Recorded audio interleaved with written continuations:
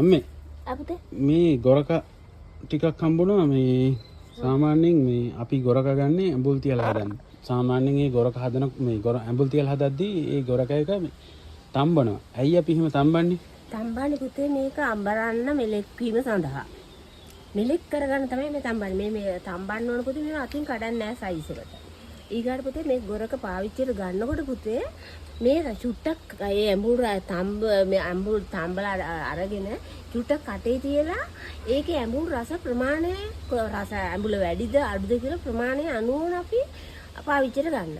ඒ විතරකුත් නෙවෙයි පුතේ. අපි ඒ ගොරක තම්බල ගන්න වතුර ටික තියෙනනේ.